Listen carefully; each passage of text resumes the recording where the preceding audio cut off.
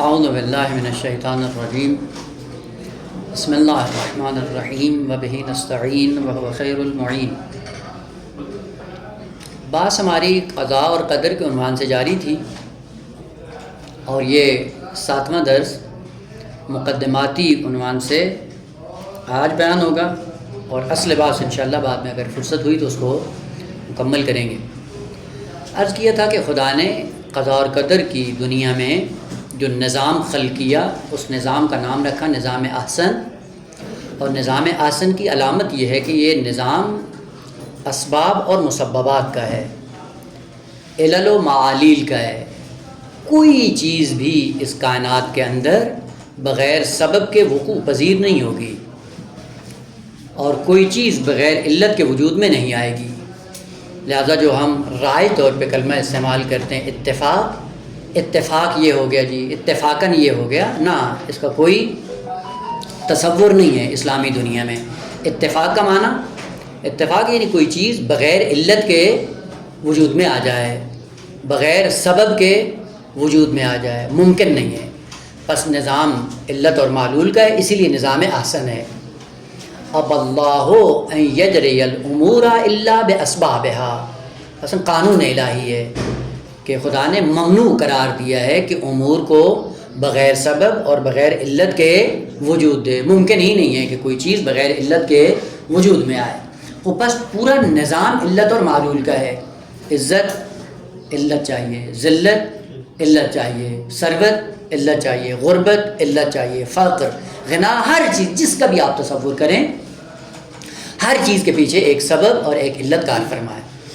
اور اس نظام علت و معلول میں اور اس نظام اسباب اور مسببات میں انسان کو لا کر کھڑا کر دیا گیا ہے کہ تم بھی اسی نظام کے اندر موجود ہو، اور اسباب کی دنیا کے سائے میں اپنے آپ کو آگے بڑھاؤ گے۔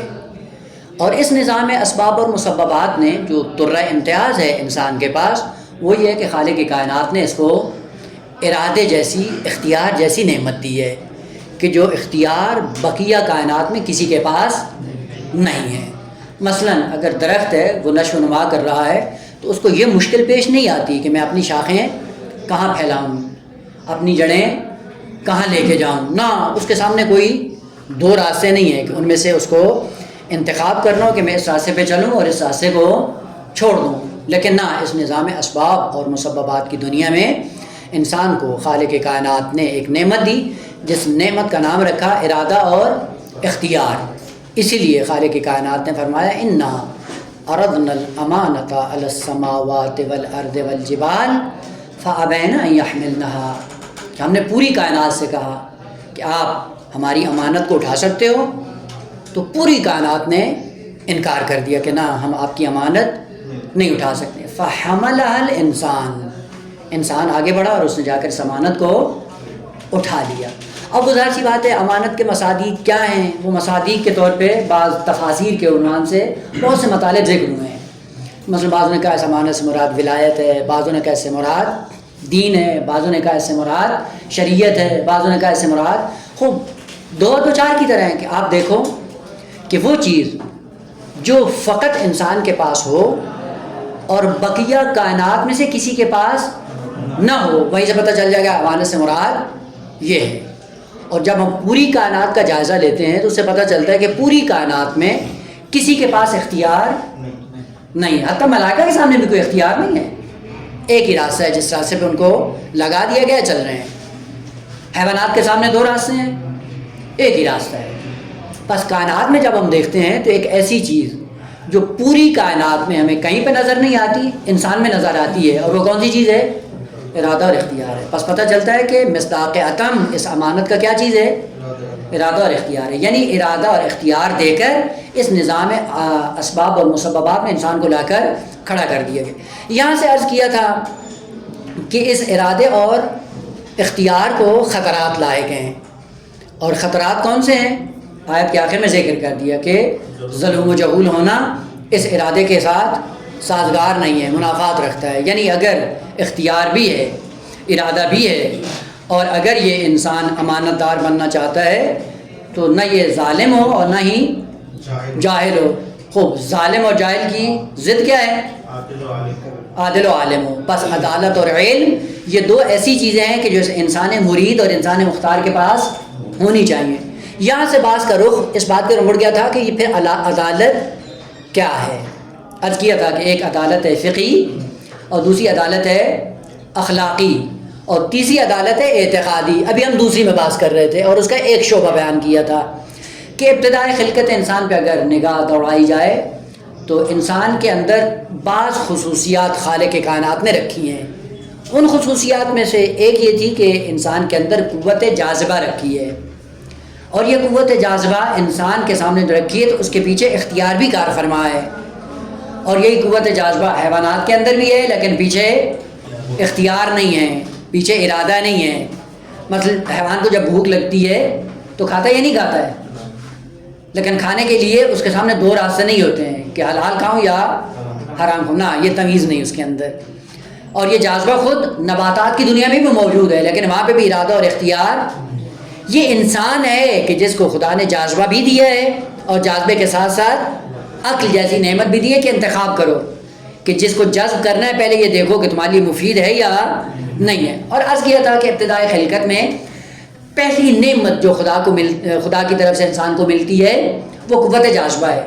اس لیے آپ بچے کو دیکھیں بچپنے میں بہت سی چیزیں جو بچوں سے سیکھنے کی ضرورت ہے. ان میں سے ایک چیز یہ ہے کہ آپ بچے کو دیکھیں بچپنے میں جب وہ تھوڑا سا سنبھلنے کے قابل ہوتا ہے, دیکھا ہوگا آپ نے بھی, آپ جو چیز آپ اس کو پکڑائیں کیا کرتا ہے, فوراً منہ میں ڈالتا ہے. کیوں؟ یہ اس بات کی اشارہ ہے کہ ابھی اس کا فقط قوت جاذبہ والا کام جاری و ساری ہے. اور جذب کا معنی یہ ہوتا ہے کہ اپنے وجود میں اتارو. اس لیے آپ بچے کو دیکھیں جو چیز آپ پکڑا, اسی لیے والدین خیال کرتے ہیں کہ ایسی چیز نہ پکڑا دیں جو منہ میں ڈالے اور اس کے لیے نقصان دہ ہو. ایک زمانے تک فقط یہی قوت جاذبہ ہوتی ہے انسان کے وجود میں. پھر جیسے جیسے یہ رشد کرتا ہے, نمو کرتا ہے, اوپر آتا ہے, اوپر آنے کے بعد آہستہ آہستہ پھر کیا کرتا ہے, اب دوسری طاقتیں آہستہ آہستہ اس کے اندر نمودار ہونا شروع ہوتی ہیں. اور دوسرے مرحلے میں جو طاقت اس انسان کے اندر نمودار ہوتی ہے قوت جاذبہ کے بعد وہ ہے قوت دافعہ یا قوت غضبیہ.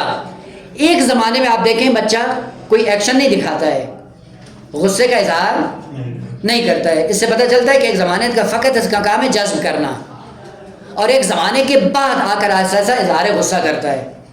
اب وہ کتنا ٹائم ہوتا ہے اس میں کے لیے مختلف ہیں, بچوں کی چونکہ استعداد مختلف ہوتی ہے اس لیے یہ پیریڈ بھی سب کے لیے یکساں نہیں ہوتا ہے.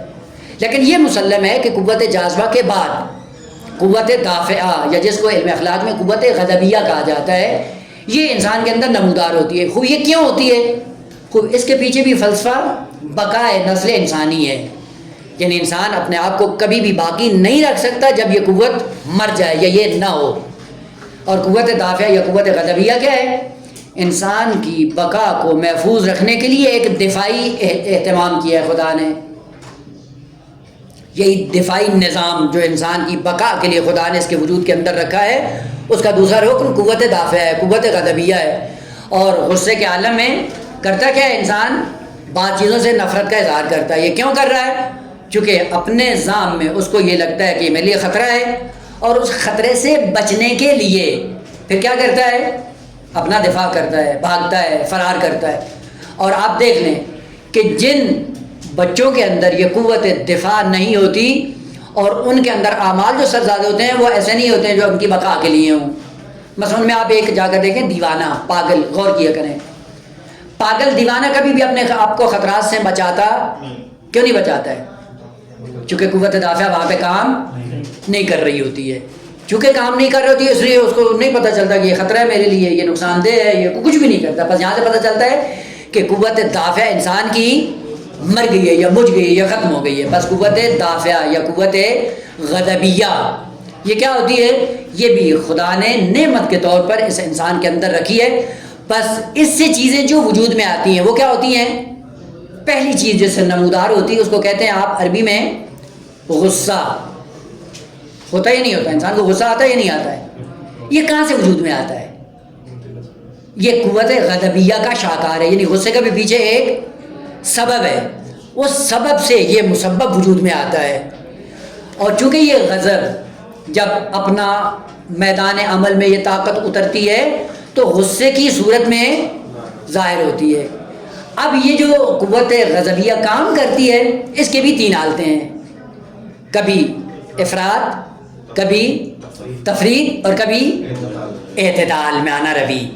تو یہ اعتدال کہاں سے آتا ہے، افراط کہاں سے آتا ہے، تفریط کہاں سے وجود میں آتا ہے؟ اس کے لیے یہ ہے کہ اگر یہ قوت غضبیہ صحیح طرح کام نہ کر رہی ہو، تفریط کا شکار ہو جائے، تو پھر کیا ہوتا ہے؟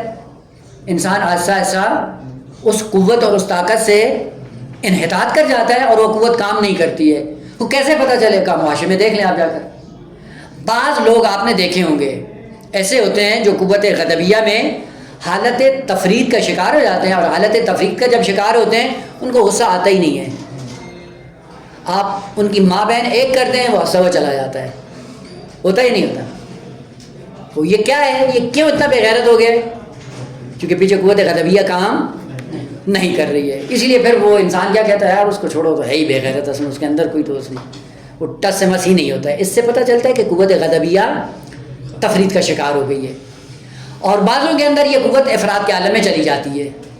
جب افراد میں جاتی ہے تو پھر کیا ہوتا ہے؟ اچھی بات کریں تب بھی غصہ آ جاتا ہے۔ یہ بھی مریض انسان ہے۔ بھائی تھوڑا سوچو سمجھو کیا کہہ رہے ہیں، یہ کیا بات ہے یار، تم نے ہمیں یوں کہہ دیا، ہمیں یوں دیکھ لیا آپ نے۔ ممکن آپ کے فائدے کے لیے ہو، یا ممکن اصل اس کا ارادہ ہی یہ نہ ہو، لیکن نہیں، یہ آگ بگولا ہو جاتا ہے فوراً۔ غصہ کیا ہوتا ہے؟ فوراً چھوٹی سی حرکت پہ آگ بگولا ہو جاتے ہیں۔ اس کا مطلب یہ ہے کہ قوت غضبیہ زیادہ کام کر رہی ہے، حالت افراط میں چلی گئی ہے، اور حالت اعتدال میں وہ انسان ہے۔ اسی لیے ہر ایک کا نام الگ الگ ہے۔ قوت غضبیہ جب حالت تفریط کا شکار ہوتی ہے اسے عربی میں کہا جاتا ہے جوبن، جس کا معنی کیا کرتے ہیں؟ بزدلی، ڈرپوک۔ یہ ڈرپوک ہے، کچھ بھی نہیں ہے۔ تو اس کی ناموس کو چھیڑا جائے ہماری بلا سے، اصل قتل عام ہوتا ہے ہماری بلا سے، وہ ہے۔ اس کا مطلب قوت غضبیہ حالت تفریط کا شکار ہو گئی ہے، جوبن کا شکار ہو گئی ہے، بزدلی کا شکار ہو گئی۔ لہذا بزدل سے کوئی کام نہیں ہوتا ہے، اور کبھی بھی وہ فائدہ بھی پہنچانا چاہے نہیں پہنچا سکتا۔ جوبن کیا ہے؟ قوت غضبیہ کی حالت ہے تفریطی۔ اور جب حالت افراط میں جاتی ہے تو اس کو عربی میں کہا جاتا ہے تحور، ہے دو چشمی، ہے واو رے، ہاورا ہے نہیں، حلوے والی نہیں، 2 آنکھوں والی ہے، اور اسی کلمہ نکلا ہے تحور، جس کا اگر ترجمہ کیا جائے تو کیا ہوتا ہے؟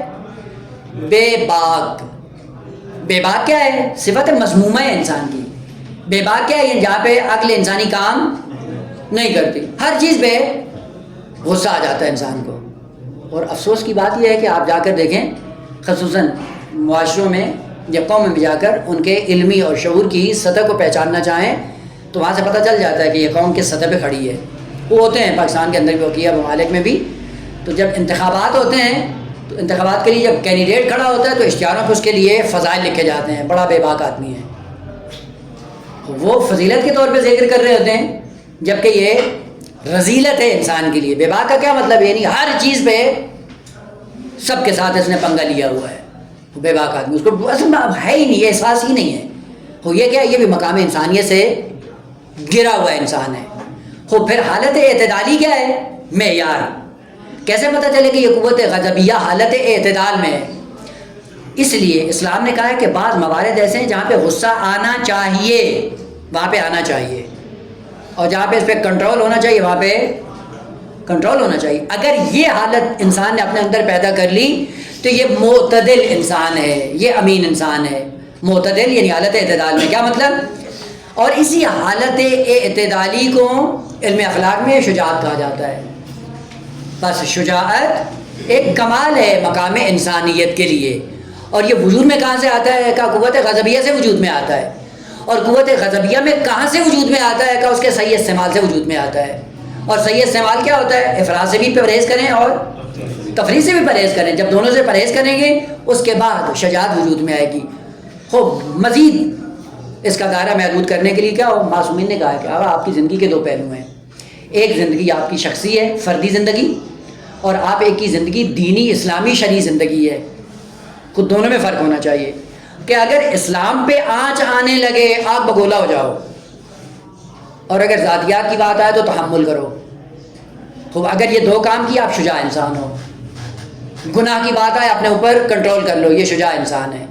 لیکن اگر دشمن نے آپ کے حق میں کوئی زیادتی کی ہے، وہاں پہ اگر آپ قدرت مند ہو جاؤ تو عفو اور درگزر سے کام لو. خود پھر پتہ چلے گا کہ آپ شجاع انسان ہو، دین کی اصطلاح میں، اخلاقیات کی اصطلاح میں، اسلام کی نگاہ میں آپ کو شجاع انسان کہا جائے گا. اب تعلیمات ائمہ تاریخ جا کر دیکھیں کیا ہوتی ہیں شجاع انسان کی. کیا تعریف کی معصومین نے؟ کہا کہ جب اقتدار پہ آتا ہے تو عفو و درگزر سے کام لیتا ہے دوسروں کی نسبت، لیکن جب دین کو پائمال ہوتے دیکھتا ہے سکون اس کا نابود ہو جاتا ہے، تباہ ہو جاتا ہے. اصلاً سانس نہیں آتی اس کو، ایک لمحے کے لیے بھی برداشت نہیں کرتا. اگر معیار یہی ہے، اس معیار کے مطابق اگر ہم اپنی زندگیوں میں آ کر دیکھیں تو ہم قوت غضبیہ کے مرحلے میں اعتدال پہ ہیں. ہماری زندگی بالکل عامہ تاریخ کے برعکس ہیں. دین پائمال ہو رہا ہو، دین کی تعلیمات پائمال ہو رہی ہیں، ہم خوش ہوتے ہیں. یاد دے کر بے تفاوت ہو جاتے ہیں، نیوٹرل ہو جاتے ہیں. نیوٹرل ہو جانا کا مطلب کیا ہے؟ معنی ہماری بلا سے ہوتا ہے تو ہوتا رہے، نہیں ہے تو ہم سے کیا مطلب. مثلا جاتے ہیں ممبروں پہ دین کی توہین ہوتی ہے، ہم بھی سن کے فارورڈ کر دیتے ہیں، کیونکہ ایک کام یہی ہوتا ہے نا، واٹس ایپ پہ آیا جیسے ہی ہوا بغیر دیکھے سب آدمی کو فارورڈ کر دیا، اسٹیٹس پہ لگا دیا. اس سے پتہ چلتا ہے بے حس انسان ہے. لیکن ایک یہ ہے کہ جیسے ہی دین کی پامالی دیکھتا ہے آگ بگولا ہو جاتا ہے، فوراً عکس العمل ظاہر کرتا ہے. اور امام امیر المومنین علیہ الصلوۃ والسلام نے کوفہ کی سرزمین پہ اپنے دور حکومت میں جب ایک اہل کتاب خاتون کے پاؤں میں پازیب دیکھا اور کسی بدبخت نے آ کر وہ پازیب اتار لیا، امام نے خطبہ دیا اور خطبہ دینے کے بعد کہا کہ تم میں کوئی غیرت مند انسان نہیں ہے کہ جس کے اندر غیرت دینی ہو. اور غیرت دینی کا مظاہرہ کرتے ہوئے اس ڈاکو کا ہاتھ کاٹ دیتا ہے کہ جو ناموس کی طرف بڑھتا ہے. یہ جب دین کی بات آتی ہے تو امام اس سے آگ بگولا ہو جاتے ہیں. اور آج بھی یہی امتحان ہے انسان کے لیے. غزہ و فلسطین میں انسانیت اور معصومیت کے جنازے اٹھ رہے ہیں، اور کتنے مومنین اسی لباس کے اندر ٹس سے مس نہیں ہوتے بلکہ الٹا اقدامات کر رہے ہوتے ہیں. یہی سے پتہ چل جاتا ہے کہ دینی اعتبار سے کہاں پہ کھڑا ہوا ہے. لیکن خود اس کی طرف انگلی اٹھاؤ کہ تم نے ابا ایسے پہنی ہے، کبا یوں پہنی ہے، ماما یوں ٹیڑھا، اگلے دن آگ بگولا ہو جائے گا. یہ معیار ہے دین کا. پس شجاعت یہ نہیں ہے کہ ذاتیات کی بات آئے تو آگ بگولا ہو جاؤ اور دین کی تعلیمات پائمال ہو رہی ہوں ٹس سے مس نہ ہوں. یہ شجاع انسان، یہ بے غیرت انسان ہے، یا افراد کا شکار ہے یا تفرید کا شکار ہے، اعتدال میں نہیں ہے. اعتدال میں آنے کے لیے معیار ائمہ تاریخ نے یہ دیا ہے کہ دیکھیں جب دین پائمال ہو رہا ہو اس دین کو کیا کرو؟ محفوظ کرو، عکس العمل ظاہر کرو. اور عکس العمل کیا ہوتا ہے کہ غیرت مند انسان ہمیشہ اپنی ناموس کا دفاع کرتا ہے.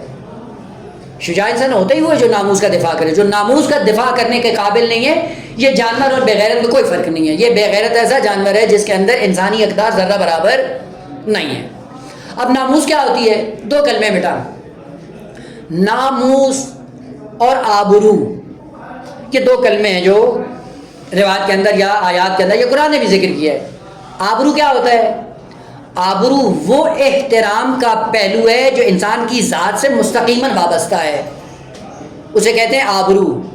اور اس کے لیے کلمہ جو استعمال ہوا ہے عربی میں، اس کے لیے کلمہ استعمال ہوا ہے وجہ. معصوم نے ارشاد فرمایا ماء وجہ کا جامدن. ماء وجہک، وجہ معنی کیا ہے؟ چہرہ، روح فارسی میں کہتے ہیں روح، اور اردو میں چہرہ. ماء پانی، آپ کے چہرے کا پانی، یعنی چہرہ کیا ہے؟ آپ کی آبرو. اور خوبصورت ترجمہ کیا فارسی نے، ماء وجہک، آپ روح، روح کہتے ہیں چہرے کو، آپ کہتے ہیں پانی کو. ماء وجہک یعنی آبرو. جیسے اردو میں آبرو کا معنی پتہ چلا کہ وہ چیز جو انسان کی حیثیت کو بہا کر لے جاتی ہے اسے کہتے ہیں آبرو. پس ماء وجہ کا جامدن، رکا ہوا ہے. آپ کا چہرے کا پانی، آپ کی آبرو رکی ہوئی ہے، جامد ہے، جمی ہوئی ہے. جامد برف ہوتی نا، پانی ادھر جم جاتا ہے تو کیا ہوتا ہے؟ جمود کہلاتا ہے. یہ جامد ہو گیا. وہ بعد میں معصوم نے فرمایا کہ ماء وجہ کا جامدن، آپ کے چہرے کا پانی، آپ کی آبرو، آپ کی عزت کیا ہے؟ رکی ہوئی ہے، ٹھہری ہوئی ہے، جمی ہوئی ہے. یقطرہ السوال، اس آبرو کو سوال پانی پانی کر دیتا ہے، دوبارہ پگھال دیتا ہے. فانظر عند من تکترو، سوال کرنے سے پہلے دیکھو کہ جس سے سوال کر رہے اس قابل ہے کہ اس سے کچھ مانگا جائے. اسی لیے دیکھیں اسلام نے منع قرار دیا ہے، ممنوع ہے کسی سے آپ سوال نہیں کریں. کیوں کا سوال کرنے کا مطلب کیا ہے؟ آپ اپنی آبرو کو اس کے سامنے رکھ رہے ہیں، اور اگر سامنے والا کم ظرف ہے تو آپ کی آبرو کو نابود کر دے گا. بس آبرو وہ کمال ہے انسان کے لیے جو مستقیماً انسان کی ذات سے وابستہ ہے. ناموس کیا ہے؟ ناموس وہ ہے جو دوسرے مرحلے میں انسان سے وابستہ ہے، انسان کی ذات سے ہٹ کر. اور انسان کی ذات سے ہٹ کر جو اس کی آبرو کا ذریعہ بنتی ہے اسے عربی میں ناموس کہا جاتا ہے. اور ناموس کا حقیقتاً نام کیا ہے؟ دوسرا دین ناموس ہے انسان کی، بہن ناموس ہے انسان کی، ماں ناموس ہے انسان کی، بیوی ناموس ہے انسان کی. اس ناموس کی نسبت بھی انسان کے اندر شجاعت ہونی چاہیے، نہ جبن ہو، نہ تحور، نہ بے غیرت ہو اور نہ ہی بزدل، نہ بے باک ہو اور نہ ہی بزدل ہو. اس ناموس کا تحفظ کرنا ضروری ہے. اور ناموس کا تحفظ کون کر سکتا ہے؟ جو شجاع انسان ہو، جس کو پتہ ہو مجھے کہاں پہ اظہار غصہ کرنا ہے اور کہاں پہ نہیں کرنا ہے. اور ایک جو اسلام کو ضربہ پہنچانے کے لیے، نقصان پہنچانے کے لیے معاشرہ وجود میں آیا، بنام معاشرہ غربی. اس نے کیا کیا؟ اس نے آ کر اسلام کی جڑوں کو کھوکھلا کرنا شروع کیا. اور کیا کیا کہ اصل ناموس کا تصور ہی ختم کر دیا ہے. اس لیے آپ جا کر دیکھیں غربی معاشرے میں نہ ماں کا تصور ہے، نہ بہن کا تصور ہے، نہ بیوی کا تصور ہے. ایک خاتون ہے 10 مردوں سے بھلے وہ ساری بحث بنا کے پھر رہے ہوتے ہیں. اور یہ بے شعور طبقہ مسلمانوں کا اس بحث کے لیے کچاچی راستے اپنا کر وہاں پہنچنے کے چکر میں ہوتے ہیں کہ وہاں بحث میں پہنچ جائیں. جب بحث میں پہنچتے ہیں تو ناموس آہستہ آہستہ انسان کی ختم ہو جاتی ہے، بے غیرت ہونا شروع ہو جاتا ہے. خوب بحث میں آئے تھے غیور بننے کے لیے، خوب کیوں بے غیرت بن گئے؟ خوب بحث میں آئے تھے. نہیں، خوب بحث کیا تھی؟ خوب بحث یہی ہے کہ اسلام سے ہٹ کر جب بحث بناؤ گے تو پھر یہی ہوگی.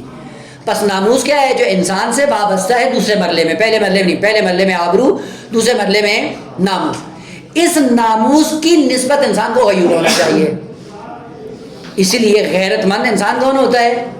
جو اپنی ناموس کی حفاظت کرنے کے قابل ہو. اور یہ غیور کیا ہے؟ یہ خوبصورت بات ہے بیٹا، انشاءاللہ جب عقائد میں پہنچیں. خداوند عالم کے اسماء الحسنہ میں سے ایک اسم ہے غیور. مثلا جہاں پہ ہے رازق، شافی، محیی، ممیت، قادر، باسط، اور وہ جو ہزارہ اسماء الحسنہ ہیں خالق کی کائنات میں، ان میں ایک کیا ہے؟ غیور. اور غیور کس سے نکلا ہے؟ لفظ غیر سے. غیرت بھی غیر سے نکلی ہے، غیرت بھی غیور سے نکلا ہے. اور غیر کا معنی کیا ہوتا ہے؟ بیگانہ. کہتے بھی ہیں نا ہم اپنے اصطلاح میں جب استعمال کرنا، یہ کون ہے؟ یہ غیر ہے. غیر کیا مطلب؟ یعنی اجنبی ہے، بیگانہ ہے.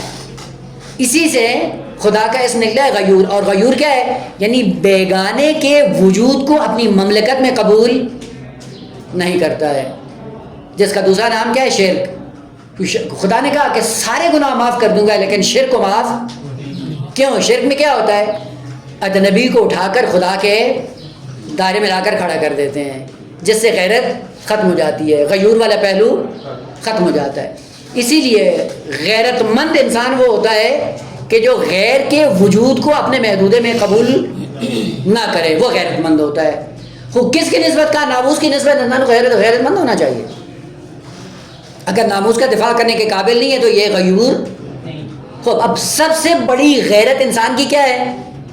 انسان کا دین، انسان کا اسلام، انسان کا مذہب، انسان کی دینی اقدار. سب سے زیادہ ناموس انسان کی وہ ہے.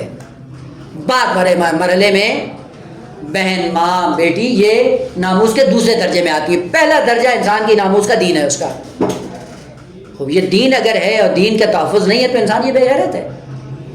اب اس معیار پہ اگر ہم آ کر دیکھیں کہ ہم واقعاً غیرت مند ہیں، شجاع ہیں، یا دین کا دفاع کرنے کے قابل ہیں یا نہیں ہیں، یا بالکل ہم نیوٹرل انسان ہیں ابو موسیٰ اشعری کی طرح. آپ کو پتہ ہے نا ابو موسیٰ اشعری آج کل ایک معیار بنا ہوا ہے کس کا؟ جی ہم تو کیا ہیں؟ غیر جانبدار. اصل انسان میں غیر جانبدار خلق ہی نہیں کیا ہے. دو انسان ہیں، یا جانبدار ہے حق ہے یا جانبدار ہے باطل ہے. اصل بیچ کی وادی کوئی نہیں ہے. کیا آپ کہیں نا ادھر ہے نہ ادھر ہے، یہ کون سا خنثی مشکل ہے؟ نہ ادھر ہے نہ ادھر، ادھر ادھر کی کیا بات ہے؟ ابو موسیٰ اشعری ہونا یہ خنثی مشکلہ ہے جس کا کسی کے ساتھ کوئی تعلق نہیں ہے. ہم نیوٹرل ہے کہ نہیں، خود دین پہ عمل ہوتا ہے ہماری بلا سے، دین پہ عمل ہو رہا ہے ہوتا رہے. یہ کون سی بات ہے؟ اسی لیے شہید مطہری رضوان اللہ تعالیٰ علیہ نے ذکر کیا، کہا کہ بے غیرت انسان کی علامت یہ ہے، جس کو عربی میں دیوس کہا جاتا ہے. دیوس اور بے غیرت انسان کون ہوتا ہے؟ کہ جو ناموس کی نسبت بھی تفاوت ہو، نیوٹرل ہو. نیوٹرل ہونے کی علامت شہید نے یہ ذکر کی کہ جب اس سے کہا جاتا ہے کہ تمہارے اندر یہ نقص ہے اس کو دور کرو، کہتے تمہیں کیا؟ ہاں یعنی فوراً آگ بگوٹ کو تمہیں کیا، میں جاؤں گا جہنم میں، تمہیں کیا تکلیف ہے؟ بیتوچی، فارسی میں کہتے ہیں بیتوچی، اردو میں کیا کہتے ہیں تمہیں کیا؟ اور جب اس سے کہا جائے کہ دین کی تعلیمات پامال ہو رہی ہیں، جواب کیا دیتا ہے؟ مجھے کیا ہوتا رہے. کہ یہ دیوس انسان ہے، بے غیرت انسان ہے. اور فارسی میں کیا کہتے ہیں اگر کہا جائے دین پامال ہوتا ہے؟ بے من سے. دو جملے، بیتوچی بے من سے. اور اردو میں کیا ہے؟ تمہیں کیا اور مجھے کیا. یہیں سے پتہ چلتا ہے کہ بے غیرت انسان ہے. انسانی تعلیمات کے اندر مقام انسانیت سے گر چکا ہے. وہ یہ کب دین کا دفاع کرے گا جس کو یہ تک تمیز نہیں ہے کہ مجھے اپنی ناموس کی حفاظت کرنی ہے. بس قوت غضبیہ کے مرحلے میں اسلام نے بتایا کہ اگر یہ نہ ہو تو مقام انسانیت پہ نہیں آ سکتے ہو. لیکن اس کے استعمال کو بھی بتایا کہ 3 استعمال ہیں، 2 استعمال غلط، 1 استعمال ٹھیک. افراد میں جاؤ گے تو بھی مقام انسانیت سے گر جاؤ گے، تفرید میں جاؤ گے تو بھی مقام انسانیت سے گر جاؤ گے. اگر حالت اعتدال میں رہو گے تو انسان ہوگے. بس انسان کے اندر جب دوسرا کمال آتا ہے قوت غضبیہ سے، شجاع بن جاتا ہے. بس پہلا قوت جاذبہ سے جو کمال آتا ہے اس سے عفیف بنتا ہے. قوت غضبیہ کے سائے میں جب کمال آتا ہے تو کیا بن جاتا ہے؟ شجاع بن جاتا ہے. اور تیسرا کمال اور تیسری خصوصیت کہ قوت غضبیہ کے بعد ایک زمانہ گزرنے کے بعد ایک تیسری نعمت خداوند عالم اس انسان کے وجود میں رکھ دیتا ہے جس کا نام ہے عقل. عقل ایک ایسی نعمت ہے کہ جو خداوند عالم ایک خاص زمانے کے بعد دیتا ہے. لہذا آپ بھی روزمرہ اپنے اردو محاوروں میں استعمال کرتے ہیں. اگر 4-5 سال کا بچہ کوئی غلطی کر رہا ہو تو آپ اس کی مذمت کرتے ہیں. نہ فقط یہ کہ مذمت نہیں کرتے ہیں بلکہ کیا کہتے ہیں؟ بچہ یار، اس کے اندر کون سا شعور ہے، اس کے اندر کون سی عقل ہے. اس سے پتہ چلتا ہے کہ ابھی عقل کب وجود میں آتی ہے؟ آہستہ آہستہ وجود میں آتی ہے. البتہ یہ کلیہ مشکک ہے. ایک لمٹ خدا نے رکھی ہے اور وہ لمٹ کون سی ہے؟ بچی میں 9 سال، بچے میں 15 سال. 15 سال کا جب بچہ ہو جاتا ہے تو عقل جیسی نعمت اس کے اندر آ جاتی ہے.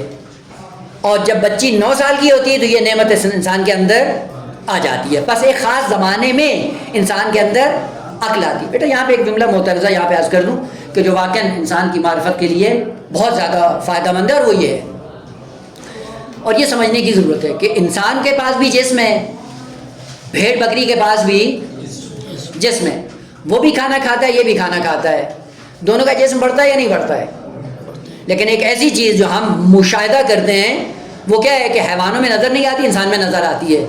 اور وہ کیا ہے؟ یہیں سے پتہ چلتا ہے کہ خدا نے انسان کو غیور، صاحب عزت، صاحب آبرو بنا کر خلق کیا. اور وہ یہ ہے، آپ دیکھیں جب بچہ بچپنے میں ہوتا ہے تو اس کے اندر یہ شعور نہیں ہوتا کہ مجھے اپنی شرمگاہ چھپانی ہے. ہوتا ہے یا نہیں ہوتا؟ ہوتا ہے نا. لیکن جیسے جیسے بڑا ہوتا ہے جسم اس کا بڑھتا ہے تو جسم بڑھنے کے ساتھ ساتھ ایک حیا اور عفت اور غیرت کا عنصر بھی اس کے اندر آنا ہوتا ہے یا نہیں ہوتا بیٹا؟ لہٰذا ایک زمانے میں جب آتا ہے تو فوراً اپنے آپ کو چھپاتا ہے یا نہیں بیٹا؟ لیکن بکری کا بچہ وہ اونٹ کے جتنا بھی ہو جائے اس کے اندر یہ والا عنصر نہیں ہوتا ہے. بس یہیں سے پتہ چلتا ہے کہ انسان کے اندر خدا نے کچھ چیز رکھی ہے جو حیوانوں میں نہیں ہے.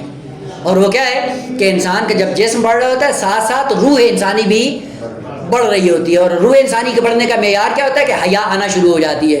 لہذا بچہ جب 2 سال کا یا 3 سال کا ہوتا ہے صرف ماں باپ کے سامنے ٹوائلٹ میں جاتا ہے، اجنبی کے ساتھ نہیں جاتا ہے. کیوں نہیں جاتا ہے؟ کیونکہ حیا مانے ہیں. یہ حیا کیا ہے؟ یہ ارتقاء کری. اسی حیا کا نام ہے عقل.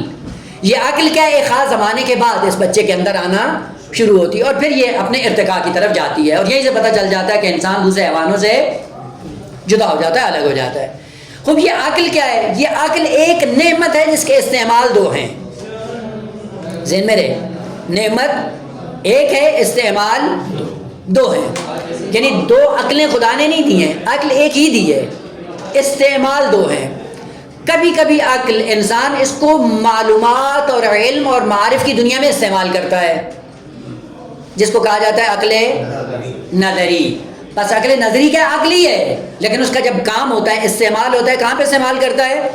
علم و آگی اور شعور کی منزل میں آ کر اس کو استعمال کرتا ہے. کیا ہو جاتا ہے؟ عقل نظری. اور کبھی کبھی اسی عقل کا استعمال کرتا ہے مقام عمل میں، کہ مجھے یہ کرنا چاہیے، یہ نہیں کرنا چاہیے. ہوتا ہے نا، اگر آپ بچے کو چھوڑ دیں، والدین اس کے اندر تحمیل نہ کریں یہ چیزیں، تو کبھی گالی نہیں دے گا، کبھی نجاست کے ساتھ اپنے آپ کو آلودہ نہیں کرے گا، کبھی حرام خوری کی طرف نہیں جائے گا، کبھی خیانت نہیں کرے گا، کبھی جھوٹ نہیں بولے گا. کیوں؟ چونکہ عقل بتا رہی ہوتی ہے اس کو کہ مقام عمل میں آپ کو یہ کرنا ہے. کرتے ہیں یا نہیں کرتے ہیں؟ اور مشہور محاورہ کیا ہے کہ جب کوئی آتا ہے گھر میں باپ سے ملنے کے لیے، تو باپ بچے کو بھیج دیتا ہے کہ جاؤ کہو کہ بابا گھر میں نہیں ہے. تو بچہ کیا کہتا ہے؟ بابا کہہ رہے ہیں کہ بابا گھر پہ. یہ کیا ہے؟ اس کی عصمت اور پاکیزگی کی علامت، یعنی عقل کام کر رہی ہے. اور والدین کیا کرتے ہیں؟ اس بچے کو اس ڈگر سے ہٹانا شروع کر دیتے ہیں، آلودہ کرنا شروع کر دیتے ہیں. اسی لیے والدین کو حکم کیا ہے کہ آپ بچے کو کچھ بھی نہیں کہو، وہ خود ہی دین پہ چلتا رہے گا. تمہیں کیا کرنا ہے؟ کہ تمہیں خود دین پہ عمل کرنا ہے. پس تربیت کچھ کہنے یا کچھ نہ کہنے کا نام نہیں ہے، بلکہ کیا ہے؟ کچھ کرنے اور نہ کرنے کا نام ہے. کہ کچھ کرو اور کچھ. مثلا جو معاشرہ انحطاط کا شکار ہوتا ہے وہ کیا ہوتا ہے؟ بیماری. اولا تربیت کے مسئلے میں کیا کہتے ہیں؟ امر و نہی. امر و نہی سے کوئی تربیت نہیں پاتا ہے. اور دوسرا کام جو عموماً گھروں میں ہوتا ہے، جس سے بچوں کے اندر بگاڑ پیدا ہوتا ہے، وہ کیا ہوتا ہے کہ جب میاں بیوی کی نوک جھوک ہوتی ہے، بچوں کے سامنے ایک کی ماں بہن کر دیتے ہیں. اور جب انہوں نے دوستی کرنی ہو، ایک دوسرے سے معذرت کرنا ہو، بند کمرے میں جا کے ایک دوسرے سے معذرت کر لیتے ہیں. کامل اسلام کے اپوزٹ. اور پھر کہتے ہیں یہ بچہ نماز نہیں پڑھتا ہے. کدھر سے پڑھے گا؟ بس کیا کرنا ہے؟ وہ بالکل اسلام کے. بھائی تمہیں جو کمالات ہیں وہ بچوں کے سامنے اظہار کرو، جو نقائص ہیں وہ پردے میں جا کے دور کرو. اس کے برعکس ہوتا ہے. خوب بھلے بچے ایسے ہوتے ہیں، لہٰذا بعض ہیں خاندان یا بعض گھروں میں ہوتا ہے، بعض بچے بوڑھے ہو جاتے ہیں، کہتے ہیں ہم نے آج تک ماں باپ کو لڑتے نہیں دیکھا ہے. اور یہ ممکن ہی نہیں آگا معصومین سے ہٹ کر. اور معصومین بھی فقط امیر المومنین اور سیدہ کو آپ استثناء کر دیں، باقی کوئی آپ کو نمونہ نہیں ملے گا کہ جس گھر میں لڑائی نہ ہوتی ہو. صرف جناب سیدہ امیر المومنین کو استثناء کر دیں. حتیٰ معصومین کی دنیا میں وہ امام حسن مجتبی جو دن آ کے زہر دے دی ہے، تو اس سے بڑھ کے بھی کوئی نمونہ دکھا سکتے ہیں آپ؟ بس ہوتا ہے. لیکن یہ کہ اسلام کے موازین کے مطابق زندگی بسر کریں. اور وہ یہ ہے کہ ہر پہلو کو ہر جگہ بیان کرنا مقصود. اسی لیے بیٹا ایک جملہ ذکر کیا جاتا ہے جو کہ معنی غلط کیا جاتا ہے. وہ کیا ہے کہ بچے کی تربیت کے لیے بچے کے 3 ادوار ہیں. ایک زمانے میں بادشاہ ہوتا ہے، ایک زمانے میں وزیر ہوتا ہے، اور ایک زمانے میں غلام ہوتا ہے. سنا ہے نا یہ؟ اب وہ فرق نہیں کرتا کہ بادشاہ ہوتا ہے، غلام ہوتا ہے، وزیر ہوتا ہے، یا بادشاہ ہوتا ہے، وزیر ہوتا ہے، غلام ہوتا ہے. البتہ وہ منطقی اعتبار بھی اس میں نہیں جائیں وہ کون سی ترتیب ٹھیک ہے یا کون سی غلط ہے. لیکن وہ پہلا مرحلہ کہ ایک زمانہ ہوتا ہے کہ بچہ بادشاہ ہوتا ہے. بچہ بادشاہ ہونے کا مطلب ہے 7 سال کے دورانیے میں پہلے 7 سال بچے کیا ہوتا ہے؟ معنی کیا ہے؟ یہی غلط ہے معنی. یعنی جب روایات اور مطالب عامہ کو مسخ کرتے ہیں پھر یہی ہوتا ہے. اسلام نے کبھی نہیں کہا کہ بچے کو کچھ نہ کہو. معصوم فرماتے ہیں کہ ہمارے گھر میں جب بچہ 4 یا 5 سال کا ہوتا ہے نامرہ بالصلاۃ، ہم نماز کا حکم دیتے ہیں. شبہ ایام میں بیدار رکھتے ہیں ان کو. معصوم کر رہے تو اس کی تفسیر وہ کر رہے جو معصوم نے بیان نہیں کی ہے. معنی کیا ہے اس کا کہ یہ بادشاہ ہے؟ اس کا طریقہ یہ ہے، معنی یہ ہے اس کا کہ بادشاہوں کے سامنے جانے کے لیے خاص آداب ہوتے ہیں. ہوتے ہیں یا نہیں ہوتے ہیں؟ ہوتے ہیں. وہ بادشاہ کے پاس اگر آپ کو دعوت نامہ آ جائے کہ آپ کو بادشاہ نے بولا، کیسے جائیں گے آپ؟ جی تیار ہو کے جائیں گے نا، آمادہ ہو کے جائیں گے. ایسے تو آنکھیں ملتے ملتے منہ اٹھا کے نہیں پہنچ جائیں گے نا. معنی یہ تھا کہ یہ 7 سال میں آپ کا بادشاہ ہے، اور بادشاہ کے پاس جانے کے لیے خاص آداب کی ضرورت ہے، خاص لباس پہننے کی ضرورت ہے، خاص اداؤں کو اپنانے کی ضرورت ہے، خاص چہرہ بنانے کی ضرورت ہے. اور وہ کیا ہے کہ 7 سال میں آپ کے گھر میں بادشاہ ہے، اس بادشاہ کے سامنے اپنے آپ کو انسان کی طرح رکھو، اپنے آپ کو انسان کی طرح رکھو، تاکہ تمہیں یہ دیکھے اور دیکھنے کے بعد وہی رویہ اور وہی روح اپنانا شروع کرے جو آپ کا ہے. اور اسی لیے آپ جا کر دیکھیں جن کے گھروں میں والدین جس طرح سے رہتے ہیں بچے اسی طرح سے ہوتے ہیں. لہٰذا والدین کو دیکھنے کی ضرورت نہیں ہے. کسی کے گھر میں چلے جائیں, بچے کو خلوت میں بٹھا کے 2-4 باتیں کریں, جو کر رہا ہوگا پتہ چل جائے گا کہ یہ والدین کی عکاسی کر رہا ہے, پتہ چل جاتا ہے. وہ بس بادشاہ ہے. بادشاہ کا معنی نہیں کہ کچھ کہنا نہیں ہے نا, اس بادشاہ کے سامنے انسان کے بچوں کی طرح رہنا ہے, اپنے آپ کو سنوارنے کی ضرورت ہے. اسی لیے تربیت کی دنیا میں معصومین نے یہ ذکر کیا ہے کہ تربیت یہ نہیں ہے کہ کچھ کہو اور کچھ نہ کہو نا. تربیت کا مسئلہ یہ ہے کہ کچھ کرو اور کئی چیزوں سے پرہیز کرو, تاکہ اس بچے کو آہستہ آہستہ عملاً پتہ چل جائے کہ یہ چیزیں مجھے اپنانی ہے اور ان چیزوں سے مجھے بچنا ہے. لہٰذا بچہ صادق پیدا ہوتا ہے, بچہ امین پیدا ہوتا ہے, بچہ راستگو ہوتا ہے, بچہ باحیا پیدا ہوتا ہے, سارے کمالات لے کر آتا ہے خدا سے. لیکن والدین کیا کرتے ہیں؟ اما ابوا ہو فیحودانی یمجسانی یونسران, خوب یہ کرتے ہیں, یا یہودی بنا دیتے ہیں, یا مجوسی بنا دیتے ہیں, یا سلفی بنا دیتے ہیں, یا عیسائی بنا. وہ خود والدین نے چینج کیا ہے بھائی. خدا نے جو فطرت رکھی تھی وہ فطرت سالم ہے. بس عقل کیا کرتی ہے؟ عقل کے 2 شعبے ہیں. ایک کا کام ہے علوم کو حاصل کرنا, اور ایک کا کام کیا ہے؟ اعمال میں اپنے آپ کو میدان عمل میں اتارنا. یہ عقل عملی. عقل نظری کی جہاں تک بات ہے, اس کے اندر نہ افراد کا تصور ہے, نہ تفرید کا تصور ہے, نہ اعتدال کا ہے. لہذا مرض بندی ہو جائے. عقل نظری میں اعتدال نقصان دہ انسان کے لیے. اس میں کیا ہے؟ حل میں مزید رب زدنی علما, جتنا علم حاصل کر سکتے ہو کم ہے. بس واضح رہے کہ جب عقل کی بات آئے اور کہا کہ عقل کی دنیا میں اعتدال کا عنصر اپنانا ہے, اس میں کیا کرنا ہے؟ عقل نظری نہیں ہے جس کا کام علوم کو کسب کرنا ہے. وہ جتنا کسب کرتے جائیں انسان کے لیے کم ہے. جتنا زیادہ حاصل کریں اتنا زیادہ باکمال بنیں گے. لیکن ایک عقل کی دنیا جس کو کہتے ہیں عقل عملی. عقل عملی میں اعتدال کی ضرورت ہے. خود نمازیں پڑھتا جا رہا ہے, خوب ایک کیا ہے نماز کے قریب ہی نہیں جاتا, اور ایک کیا ایک مصلی سے ہی نہیں اٹھتا, کہ دونوں مریض ہیں. خود اعتدال چاہیے. اعتدال کا مطلب کیا ہے؟ وہ سارے کام اپنے اپنے موقع پہ ہونے چاہیے. ہوتا ہے نا. اسی طرح درس پڑھنا یہ مقام عمل میں علم حاصل کرنا درست ہے, لیکن میدان عمل میں افراد و تفرید نہ ہو, اعتدال ہو. پس جہاں پہ عقل کی دنیا میں اعتدال کہا گیا ہے, اس اعتدال کا مطلب ہے مقام عمل میں, کہ مقام عمل میں آپ حالت اعتدال میں رہیں. خوب اگر عقل عملی میں میدان عمل میں اترے اور مقام اعتدال پہ آ گئے, اس کو عربی میں کیا کہا جاتا ہے؟ حکیم. حکمت سے وَمَن يُؤْتَ الْحِكْمَةَ فَقَدْ أُوتِيَ خَيْرًا كَثِيرًا. نماز کے وقت نماز پڑھے, کھانے کے وقت کھانے پہ ہو, معاشرے کے وقت معاشرے میں ہو, سخنرانی کے وقت سخنرانی, یعنی ہر کام کو اپنی اپنی جگہ پہ رکھ کر انجام دے. اس کو کیا کہتے ہیں؟ حکیم. حکمت بھرا انسان ہے. اور جب عقل عملی میں افراد و تفرید کا شکار ہوتا ہے تو وہ کیا ہوتا ہے؟ یا شیطان بن جاتا ہے یا احمق بن جاتا ہے. شیطان یہ کیا ہے؟ حالت افراطی عقل عملی کی. اور احمق اور حماقت اور ابلاپن ہونا یہ کیا ہے؟ یہ حالت تفرید ہے. حالت اعتدال کیا ہے؟ انسان کو کیا ہونا چاہیے؟ حکیم ہونا چاہیے. بس 3 کمال اگر انسان کے اندر آئیں, عفاف, شجاعت, حکمت, یہ کیا ہے؟ یہ معتدل انسان ہے, جس نے ارادے کو محفوظ کیا ہے, جس نے امانت کو محفوظ کیا ہے. یہ معتدل انسان کہ جس کے اندر عدالت اخلاقی رونما ہو گئی ہے. یہ رونما ہونے کے بعد اب یہ کیا؟ یہ معتدل انسان ہے, یعنی انسانی شکل میں افراط و تفرید سے بچا ہوا ہے. یہ عادل انسان ہے. خوب اس عادل انسان کو خدا نے کہا یہ میرا امین ہے, یہ میری امانت اٹھائے گا, اور میری امانت اٹھا کر کیا کرے گا؟ نہ فقط خود مقام انسانیت پہ جا پہنچے گا, بلکہ پوری بشریت کو اپنے ساتھ لے کر مقام انسانیت پہ جا پہنچے گا. یہ ہے عدالت اخلاقی. اور ایک ہے عدالت اعتقادی کہ اس سے بالاتر ہے. عدالت اعتقادی میں اگر مقام عدالت پہ انسان آ جائے, اس کو خداوند عالم اٹھا کر بشریت کا ہادی بنا دیتا ہے.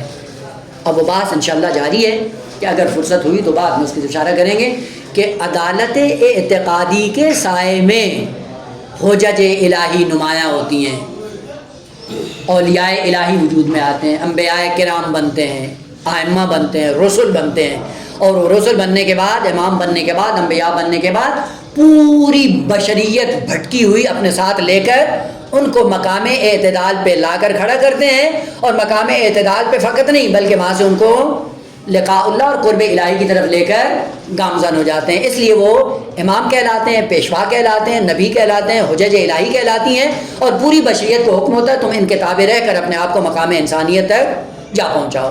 اب جب وہ بیان ہو جائے گا اس کے بعد پھر پلٹ کر آئیں گے کہ پھر قضاء اور قدر کے سائے میں انسان کیسے عقیدے کی دنیا میں نظریہ بین الامرین کا قائل ہو کر دین پہ خود بھی پابند ہوں اور دوسروں کو بھی ایسا ایسا دین پر لا کر کھڑا کرے اور معرفت کی دنیا میں آ کر اس کو ایک پاکیزہ اور خوبصورت انسان بنانے کے قابل بنا دے. انشاءاللہ سلسلہ کلام جاری ہے.